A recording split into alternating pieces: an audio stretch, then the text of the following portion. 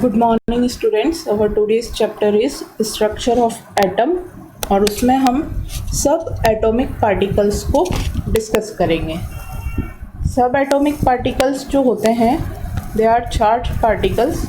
उनके ऊपर कुछ चार्ज होता है और जैसे कि हम पहले देख चुके हैं जो मॉलिक्यूल है बहुत सारे एटम्स से मिलकर बना हुआ होता है और उसी तरीके से जो एटम है वो कई तरीके छोटे छोटे पार्टिकल्स से मिलकर बना हुआ होता है जिन्हें हम कहते हैं सब एटॉमिक पार्टिकल्स। तो सब एटॉमिक पार्टिकल्स क्या होते हैं जिनसे कि एटम मिलकर बना हुआ है, पहले हम बेसिक उनका समझेंगे, उसके बाद हम देखेंगे कि एटम की स्ट्रक्चर कैसी है, सब एटॉमिक पार्टिकल्स जो हैं वो एटम के अंदर कैसे अरेंज होते हैं।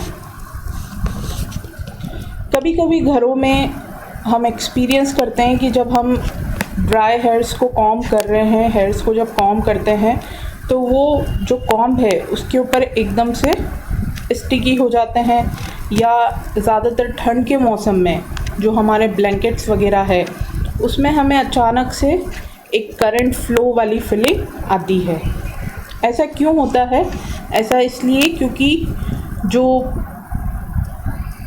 सब्सटेंस है, ब्लैंकेट है, कॉम्ब है, हेयर्स है, वो सभी एटम्स से मिलकर बने हुए हैं और एटम्स के अंदर क्या प्रेजेंट है? सब एटॉमिक पार्टिकल्स जिनमें चार्ज प्रेजेंट होता है। उस चार्ज की वजह से वहाँ पे हमें कुछ इलेक्ट्रिकल चार्ज वाली चीज़ देखने को मिलती है।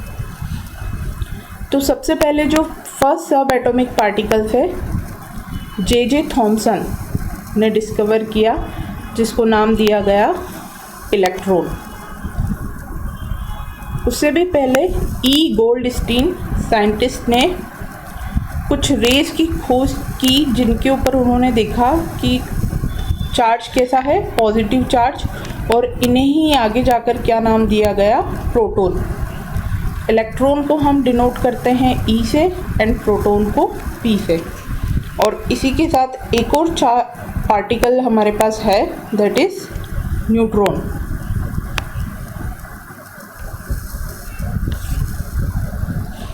यहाँ पे हमें एक टेबल दिख रही है सब एटॉमिक पार्टिकल्स। टोटल हमारे पास कितने हैं? 3 सब एटॉमिक पार्टिकल्स होते हैं, electron, proton and neutron. Electron, proton and neutron. पहले हम इनका बेसिक देखेंगे, उसके बाद हम देखेंगे कि एटॉमिक स्ट्रक्चर क्या होती है, एटम्स में ये जो पार्टिकल्स हैं वो कैसे अरेंज होते हैं। जैसे मॉलिक्यूल बहुत सारे एटम्स से मिलकर बना होता है, 2 या 2 से ज़्यादा एटम्स से, वैसे ही जो एटम है वो कुछ पार्टिकल से मिलकर बना हुआ है जिनको नाम दिया है सब एटॉमिक पार्टिकल्स, और जो कि 3 तरीके हैं हमारे पास, electron, proton and neutron. First इनका सिंबल, जैसे हाइड्रोजन एलिमेंट को हम लिखते हैं H से, उसी तरह से जो इलेक्ट्रॉन है उसको E या फिर E- दोनों से हम डिनोट कर सकते हैं। प्रोटॉन को P या फिर P+ और न्यूट्रॉन को N। यहाँ पे E, P, N तीनों अल्फ़ाबेट कैसे हैं? स्मॉल लेटर में हैं। उसके बाद इनका नेचर अगर हम देखें तो जो इलेक्ट्रॉन है सिंबल में भी मेंशन है, उसके ऊपर कैसा चार्ज है? नेगेटिव। प्रोटॉन इज़ पॉजिटिव और न्यूट्रॉन को कहा है न्यूट्रल, मीन्स न्यूट्रॉन के ऊपर कोई भी चार्ज नहीं होता है। मास अगर हम देखें, जैसे कि हमने देखा है हर एटम का मास होता है, उसके थ्रू हम मॉलिक्यूल्स का भी मास निकालते हैं। तो जो इलेक्ट्रॉन है उसका मास बहुत ही कम होता है, 1/1840 ऑफ अ हाइड्रोजन एटम। एक हाइड्रोजन एटम का मास कितना होता है? 1 एटॉमिक मास यूनिट, और उसका भी 1840वां भाग है इलेक्ट्रॉन का। मतलब इलेक्ट्रॉन का जो मास है ऑलमोस्ट कैसा है? नेग्लिजिबल है। प्रोटॉन और न्यूट्रॉन का जो मास है वो हाइड्रोजन एटम के इक्वल होता है, 1 atomic mass unit. Actual mass, ये तो यहाँ पे हमने हाइड्रोजन से रिलेटिव मास देखा है। अगर ग्राम्स में हम निकालें तो हम देख सकते हैं कि प्रोटॉन का, न्यूट्रॉन का और इलेक्ट्रॉन का मास यहाँ पे ग्राम्स में मेंशन किया हुआ है। जिसमें प्रोटॉन और न्यूट्रॉन का जो मास है 1.67 इंटू 10⁻⁻24 ग्राम इक्वल है, और इलेक्ट्रॉन का हम देख सकते हैं 9.1 इंटू 10⁻⁻28। मतलब प्रोटॉन और न्यूट्रॉन के कंपैरिजन में जो इलेक्ट्रॉन है उसका मास कैसा है, ऑलमोस्ट नेग्लिजिबल। लास्ट में चार्ज मेंशन है। इलेक्ट्रॉन का चार्ज होता है -1, प्रोटॉन का +1 और न्यूट्रॉन पे कोई भी चार्ज नहीं होता है, 0 चार्ज। तो ये हमने देखा कि सब एटॉमिक पार्टिकल्स क्या होते हैं। 3 तरह के सब एटॉमिक पार्टिकल्स हमने देखे, electron, proton and neutron. Now we will discuss about atomic structure, कि जिस तरह से मॉलिक्यूल एटम्स से मिलकर बने हुए हैं उसी तरह से जो एटम है उसमें 3 सब एटॉमिक पार्टिकल्स होते हैं, लेकिन वो उसमें किस तरह से अरेंज होते हैं इसको हम देखेंगे। तो अलग अलग साइंटिस्ट ने एटॉमिक स्ट्रक्चर को समझने के लिए अलग अलग मॉडल्स दिए हैं। जो फर्स्ट मॉडल है वो है थॉमसन मॉडल। हम डिस्कस करेंगे सबसे पहले थॉमसन मॉडल को। और थॉमसन मॉडल एटॉमिक स्ट्रक्चर का फर्स्ट मॉडल है। तो ऐसा नहीं है कि थॉमसन मॉडल एकदम परफेक्ट है, इसकी भी अपनी कुछ कमियां हैं जिनको आगे जाके किसने क्लियर किया, रदरफोर्ड मॉडल को। थॉमसन मॉडल जो जे थॉमसन साइंटिस्ट है उसके द्वारा दिया गया है, और इन्होंने एक अपनी थ्योरी सामने रखी। इनका कहना है कि जैसा कि हम जानते हैं कि जो सेम पार्टिकल्स होते हैं, सेम चार्ज वाले पार्टिकल्स, जैसे कि प्लस प्लस या फिर माइनस माइनस, उनमें रिपल्शन होता है, और जो अपोजिट चार्ज पार्टिकल्स होते हैं जैसे प्लस माइनस और माइनस प्लस, उनमें अट्रैक्शन होता है। तो इन्होंने कहा कि जब तक थॉमसन ने ये मॉडल दिया तब तक न्यूट्रॉन जो है उसकी खोज नहीं हुई थी। थॉमसन को नहीं पता था कि एक और भी कोई पार्टिकल है जो कि न्यूट्रॉन के नाम से जाना जाता है, या न्यूट्रॉन जैसा भी बिना चार्ज वाला भी एक पार्टिकल से। पहले खोज हुई सिर्फ प्रोटॉन की जो पॉजिटिव होते हैं और इलेक्ट्रॉन की जो नेगेटिव होते हैं। और क्योंकि थॉमसन के टाइम तक खोज नहीं हुई थी न्यूट्रॉन की, इसलिए थॉमसन ने अपने मॉडल में न्यूट्रॉन को इंक्लूड नहीं किया।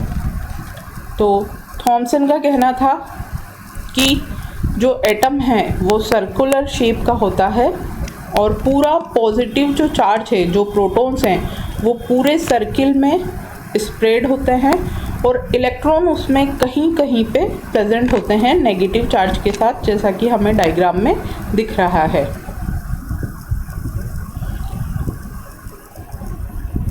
ये जो डायग्राम है, जो स्ट्रक्चर उन्होंने दिया, वो क्रिसमस पुडिंग से रिजेंबल शो करता है, इसलिए इसे प्लम पुडिंग मॉडल के नाम से, या फिर वाटरमेलन, जैसे वाटरमेलन होता है उसका मेन स्ट्रक्चर जो रेड स्ट्रक्चर उसका होता है, और बीच बीच में जो वाटरमेलन के सीड्स प्रेजेंट होते हैं उन्हें इलेक्ट्रॉन अगर हम समझें और जो रेड पार्ट है उसको हम पॉजिटिव पार्ट माने तो वाटरमेलन से भी रिजेंबलेंस करता है।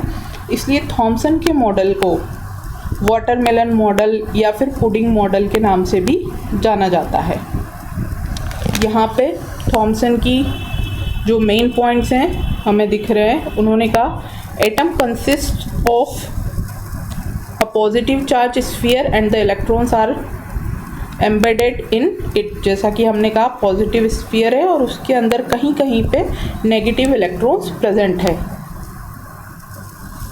थॉमसन ने कहा कि negative and positive charges are equal in magnitude, इसलिए जो एटम होता है वो ओवरऑल कैसा होता है, न्यूट्रल। अगर उसमें 10 पॉजिटिव चार्ज है तो +10 चार्ज, नेगेटिव चार्ज भी कितना होगा 10, मतलब 10 प्रोटॉन्स हैं तो 10 इलेक्ट्रॉन होंगे, तो चार्ज हो जाएगा +10 एंड -10, ओवरऑल चार्ज कितना होगा 0। इसलिए जो एटम होता है, एटम पे खुद पे कोई चार्ज नहीं होता है। तो जैसे कि हमने पहले ही कहा था कि जो मॉडल्स हैं एटॉमिक स्ट्रक्चर के, वो टाइम के साथ अलग अलग साइंटिस्ट ने मॉडल दिए हुए हैं बढ़ती हुई खोजों के साथ। तो थॉमसन का जो मॉडल है उसके कुछ अच्छी बातें हैं और कुछ उसकी कमियां भी हैं। सबसे बड़ी कमी ये है कि तब तक न्यूट्रॉन की डिस्कवरी नहीं हुई थी। थॉमसन के मॉडल में न्यूट्रॉन का कोई भी उल्लेख नहीं है। और जो सबसे इम्पॉर्टेंट बात थॉमसन ने कही वो सेकंड पॉइंट है कि negative and positive charges are equal in magnitude, क्योंकि रियल में होता यही है, जो एटम्स होते हैं उन पे कोई चार्ज नहीं होता है और उसका कारण यही है कि उनमें प्रोटॉन और इलेक्ट्रॉन जो होते हैं प्लस और माइनस चार्जेस इक्वल अमाउंट में होते हैं, इसलिए एटम कैसा होता है, न्यूट्रल। तो थॉमसन का जो स्ट्रक्चर है वो सक्सेस नहीं हो पाया क्योंकि उसमें न्यूट्रॉन इंक्लूड नहीं है और भी दूसरी कमियां हैं, लेकिन जो सबसे बड़ा एडवांटेज है थॉमसन के मॉडल का वो ये है कि उसने सबसे पहले क्लियर किया कि एटम न्यूट्रल क्यों होता है। एटम के ऊपर कोई चार्ज नहीं होने का थॉमसन ने एकदम सटीक कारण दिया कि नेगेटिव और positive charges are equal in magnitude. Next Rutherford model है जिसने थॉमसन की कमियों को दूर किया, बाद में आया, तब तक न्यूट्रॉन की भी डिस्कवरी हो चुकी थी जिसको हम आगे की क्लास में डिस्कस करेंगे।